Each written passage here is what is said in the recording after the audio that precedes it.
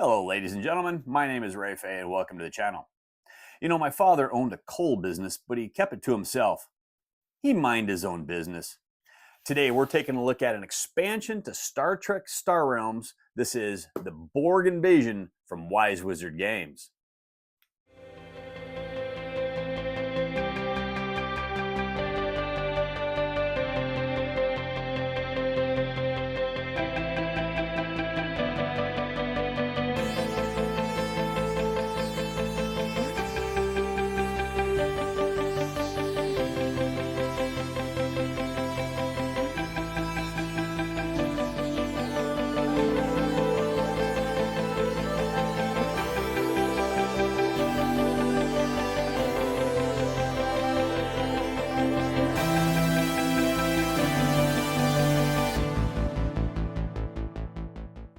Okay, so the Borg Invasion for Star Trek Star Realms from Wise Wizard Games. Okay, what this is going to do is this is going to add those nasty Borg cubes into your game, and oh my, is it going to add them in? All right, now this is going to take the game and it's going to also make it a solo game, and you can also play this now as a 3-player game. Okay, where you're actually playing one person's playing the Borg against a couple other people. You can still play this 4-player as well. So I tell you what, I'm not going to really explain how to play Star Trek Star Realms because I already did a previously video on that. But what I'm going to do is I'm going to tell you what this box adds, and then I'll give you my final thoughts. Okay, folks. So to play with the Borg expansion or the Borg Invasion expansion, the first thing you got to do is you got to incorporate them and you got to set it up. Now, there's a couple different ways you can play this game. You can play it solo or cooperative, or you can play it where one person is playing the Borg against other players. So the first thing I'm going to do is I'm going to talk about the solo and cooperative aspect of the game and setting that one up, okay? Because you got to do that one just a little bit different. Now, to set up that game, what you're going to do is, depending on the number of players, you're going to go up against one of the Borg ships, all right? And the ships are going to have authority value of, was it 25, 50, and 75. So a solo game, you're just going to play the easy one, which is going to be 25. So you know what ship you're going to play. Now, what you need to do is you need to take the regular Star Trek Star Realms board, and then you're going to take the new Borg board, and you're going to put it right above it.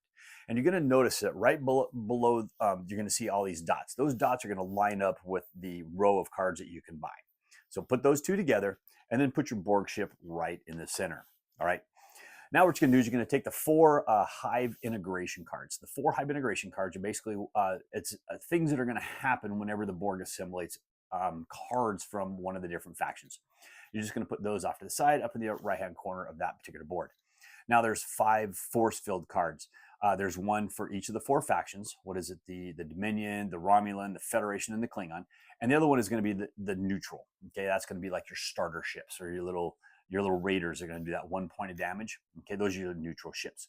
You're going to put those off to the side, the upper left-hand corner, because those are going to come into play as well. Now, you're going to have 30 drone cards. Now, those 30 drone cards, there's a different artwork on them, but they're all the same card. Shuffle those into that big, giant pile of what is it, 24, 80 cards you have. There's 30 there, so you're now basically going to have 110 cards in that deck. Shuffle it really good. And I'll tell you what, man, because if you get 2 or 3 of those drone cards come out at the same time, you're in trouble. Okay, shuffle it good. Then what you're going to do is you got a Gambit card. So a Gambit is an expansion that you can play with. All right. So the Gambit cards, if you want to play with those, basically you're going to shuffle them up really good. If you're playing solo or 2-player, it doesn't really matter. But however many players are in the game, each one's going to get 2 Gambit cards. They're usually a lot of times just one-time abilities. You get one or two of them may have ongoing effects throughout the game, but it's just different variable buildings that you're going to have throughout that particular game. Okay, and that primarily is it. Okay, your setup is done and you're ready to go. Now, when you play the game, basically what is going to happen is the Borg is up. I'm looking at my rulebook too because I want to make sure I get this right. The Borg is always going to take their turn first. Okay, so the first thing they're going to do is you're going to move all assimilated cards that happen to be on that Borg ship, and you're going to move them into the collective. Now, the very first round of the game, they're going to go first. There's going to be no cards there, so nothing's going to go into the collective. Okay. And then what's going to happen is the Borg's going to move. So what they're doing is they're looking at all the cards that are going to be in the row to buy, and they're going to move towards whichever one is the most expensive. If it's an equidist, if it's as high between the two of them, then of course you decide which one he's going to go to. But whatever card he lands on top of, he is going to assimilate that card, which means you're going to take that card and you're going to put it up on the Borg ship. Now what you're going to do is you're going to take one of the I always forget what these things are called. You're going to take one of the Hive integration cards based on whatever that faction is. You're going to pull that out, make sure you're on the co-op and solo side, and you're going to do whatever it says in that card, and then just put it down in its pile in the upper hand corner. Okay, they're really simple to do, but you just follow that. Once they have done assimilating that and doing that, then what they're going to do is they're going to attack. Okay, now how the Borg are going to attack you is they're going to do damage to you equal to the number of cards that are in their collective. So the first round of the game, they're not going to do any damage to you. Okay, and it's not the cost or anything of the card. It's just 1 point of damage per card in there is what they're going to do. Okay, now if you happen to have any outposts out, then what they're going to do is they're going to take all the damage they do, and they're going to do all the damage to that outpost first. Then they're going to take, and if you have any defenders as well, outposts, they're going to, and they can take it out, the rest of the damage is going to be assigned to that. But if they can't take that defender out, then they'll assign that other damage to you. So they're going to want to try to take out all of your outposts and everything else before they do damage to you. But if they can't take them out, you get the damage. Okay, and whatever damage they do, they're going to do that to multiple players. So if you're doing solo, it's just you take it. But if you're playing multiplayer, then everybody's going to take that damage. And then you're going to basically move on to you guys' next step. Now, in your turn, you're going to play the game like normal. All right, you're going to be buying cards, you're going to be playing cards. Now, what's going to happen is if you damage the Borg cube, okay, it doesn't matter with whatever faction you damage it with. As at the end of the round, whatever you use to damage that the Borg cube with, you're going to go in, you're going to take what are those cards called again? You're going to take the force field cards, okay? And so say you do 5 points of damage from the Klingons. You're going to take the Klingon card and you're going to put it down in that upper left-hand corner in their little slot. That basically means that in all rounds going forward, after you are done with your turn, the Klingons will no longer generate that combat damage, all right, until that card is gone. Now, if you can manage to do, say, damage from the Klingons and you manage to do damage from the Federation at the same time, well, you're going to put both of them out at the end of the round. So what's going to happen is at the very end of your turn, after you've done all the damage and you put those cards down, if there's ever more than 3 cards, 4 or 5, okay, then they're going to go away. And then when your opponent comes out next, he's not going to have to deal with those force fields. But if you say your first turn of the game, you do a point of damage from the Raiders, the next guy's not going to be able to do any Raider damage until that Raider card goes away. And it's not going to go away until you get at least 3 more up there. See where I'm going with that? So you got to be really careful on how you do things. Now, where this gets really, really tricky is when you buy cards from the row. So as soon as you buy a card from the row, you put it in your discard pile and you're going to replace it. If you replace it with a drone, okay, you're going to put it off to the side and you're going to keep on drawing until you fill that spot. If you get a second drone, you put it over there as well. Once you fill the row, then you look at how many drones you have and you put those in front of you as the active player. If you only have, say, the 1, then what's going to happen is those drones are going to try to assimilate the cards from your discard pile. So if you only have 1, you look at the cards in your discard pile, and if you have a card valued 1 or less, he assimilates it, which means you take that card, put it on the Borg ship, and then the drone's going to go away. But if you don't have any, then he's just going to sit there. So the next time you get another drone, it's going to have a 2 or 3. And so you can see them as they build up, they're going to start assimilating all those cards, okay, your higher value cards. And as soon as they assimilate, that card goes away. So as you buy these cards, the drones, they keep taking them. Now, one of the things you can do with your combat, if they don't have a force field for this particular race, is you can actually, if you can do combat value equal to whatever the buy value is of the card they assimilated, then you can take that card, put it in your discard pile, which means they're not going to add it to their collective. So you're kind of slowing down their collective is what you're trying to do, okay? But for the most part, that's it. You're going to keep doing that and going round and round until eventually the Borg can kill both of you or all of you or just you. It depends on how you're playing it. Or you can knock the authority of the Borg down to 0. That's okay. If you can knock the authority of the Borg down to 0, you will win Borg invasion. However, there's one more way to play, and I'm going to briefly cover that one.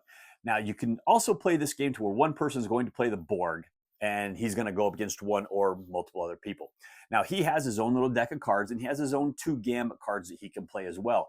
So what he's going to be able to do is you're not adding those drone cards into the row, but he has them off to the side, and a couple of the cards he plays is going to allow him to be able to play the drones on you, and he's just going to use his cards to do different things and mess with you and kill some of your cards in the discard pile and everything else. But it's basically the same thing.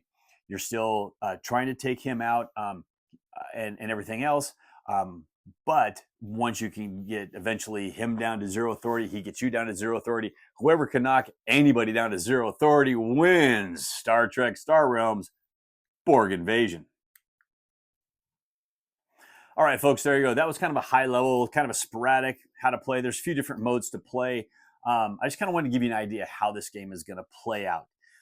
Because there's some really unique elements going here. I mean, the solo play is a little bit different than the co-op, which plays totally different than the 3-player when somebody's actually playing the board.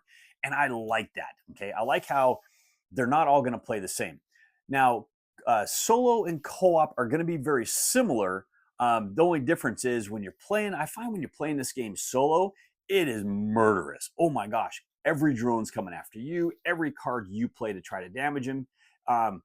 What it's basically doing is it's building up that force field, and you really have to build your duck up with damage from every single faction to try to get through those as fast as you can. Now, I think I misspoke on the rules explanation, because basically one of the things is if you do damage with multiple factions into the board in one turn, what you have to do is figure out which faction did the most damage, and that's the one that you assign the force field to. So you're never giving him more than one force field per turn. So theoretically, it will take 4 turns or 4 rounds of attacking him in order to take him down. Or if it's a 2-player game and you have enough stuff to do it, you theoretically can do it at the end of 2 complete turns. All right. So it takes a while before you can build that up. So you have to play very carefully, and you have to be really wise, and you have to really pay attention to your deck building. That's one of the things I've noticed about this game when you're playing against the Borg. I find you got to pay more attention to your deck building and making sure that you have an equal amount of some of the different factions that can do damage to the Borg. Because if you're not getting stuff that can do damage from all the different factions, you're never going to get those force fields down. If all you do is buy Borg and Federation, or not Borg and Federation, Klingon and Federation cards that are doing a lot of damage, but you have none of the Dominion and you have none of the Romulans, well, you can do 3 because you're going to have your 1 point from your neutrals, but you'll never do that 4th damage. You have to be able to do that. Okay, so you really got to pay attention to that. But solo on this game, I'll tell you what, is absolutely brutal, absolutely murderous. Co-op in this game, playing this 2-player against that Borg, it's also really, really tough. I've won it, but boy, it comes down to the wire almost every single time I play. It is really good, and I really like it that way.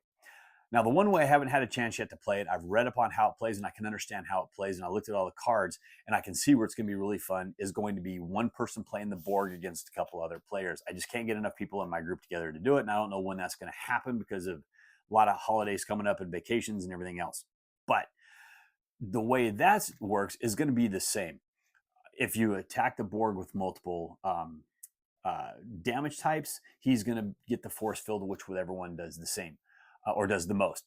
But the cool thing is he can sit there and he can determine where he wants to put the drones. So theoretically, if you're playing a 3-player game, he can just keep putting all the drones on the one guy over here that's buying all those super expensive, powerful cards. But he only has 3 cards in his hand, if I remember right, that are going to allow him to be able to do that, be able to put those drone cards down. So they're not going to be coming down quite as much. I find when I play this co-op, those drone cards come out of that deck, and they come out fast and they come out furious. And man, if you get 2 or 3 at the same time, oh man, it's brutal, because you have these nice big cards. The next thing you know, they're gone. You know, it cost me 5 to buy this card or 6 to buy this card, and the next thing you know, it's gone. I'm like, oh my gosh. Because the way those drones work, they're always going to take, if you have like say 5 drones, now they're always going to take a card that costs the most. So if you have a card in your discard pile that costs 5, they're taking that out. Well, I'll say you don't, but you got a card that costs 3, and that's your highest card. Well, they take that out. Those 3 drones go away, and you still have 2 more in front of you. But you know what? If you got a card that costs 1 or 2 in your deck, they're going to start with the 2s. They're taking those out as well. So they're just whittling you down all the time. So I find me trying to get rid of those basic cards really, really fast, those neutral cards really fast, just because it's going to allow me to be able to go through my deck that much faster. I also find I tend to not necessarily buy the 1s and 2 cards very much, or even the 3s. I kind of try to save up and buy the cards that are going to cost like 4 and higher, because then I have to have more drones. They're going to build up in front of me. Now, I didn't talk about this, but one of the things you can do is you can always just attack one of the drones in front of you. You can try to take them out. It's a damage to take them out, but then you're going to be able to put force fields up as well. So it's just another way to be able to do that, and you can also take those drones down the same way. Okay, but there you go. I think this is a really fun expansion. It is a really hard expansion. It is very difficult. One of the nice things is I do have both my copies of the game in this one box. Okay, they all fit in here nice, so I don't have to have the other box. But everything now is contained. It's not, like I said, it's not a super big box, but it's perfect because it is full and it is chock full. And if there's another expansion, I'm in trouble. But everything is inside this one box now, and I like it when I can do that. If they come out with another expansion, I'm going to need a little bit bigger box, but we'll deal with that when that time comes. But there you go. That's Star Trek Star Realms Borg Invasion. I think this is a great expansion. It adds the solo mode to the game, adds gambits into the game. So if you've been wanting to play with either one of those, this is your chance to do it. Theoretically, you can add the gambits to just your regular game of Star Trek Star Realms if you really want. When you're not playing the Borg, you're just playing a regular 2-player game. If you want to add them that way, go for it. It's totally your choice. They work perfectly fine. But to be able to play this cooperatively, I really like playing this game cooperatively. I always find it's a whole lot of fun. There you go. If you like Star Realms, highly recommend it. If you got Star Trek Star Realms and you're thinking about this one, I think this is a great expansion. But all it's going to do, remember this, it's only adding the Borg. It's not going to add anything else to the base game. So if you're thinking about buying this just to add to the base game to give you a little bit more for those decks, ain't going to do it. It's going to make it so you can play the Borg, and it's making it so you can play against the Borg. That's it. I like that. So for me, this is a no-brainer. I've got this. I'm going to keep this one. They're staying together. Absolutely love it. I cannot recommend this one enough. Well, thank you once again for joining me today. As always, I please ask you to like this video on YouTube, Board Game Geek, Facebook, or X. Please leave me a comment on any one of those platforms, and I'll get to those comments just as soon as I can. And also, folks, if you like the videos that I post here, if you haven't done so already, I humbly ask you to click on the subscription button and even click on the bell and be notified when I drop new videos. And if you like the videos I do here, I also post videos over on the Discriminating Gamers website. Over there, we'll do some unboxing, some reviews, and even some playthroughs over there. I'll leave a link to Cody's channel down in the details below. You know, I don't know who needs to hear this, but if a bear wears socks and a bear wears shoes, he still has bare feet.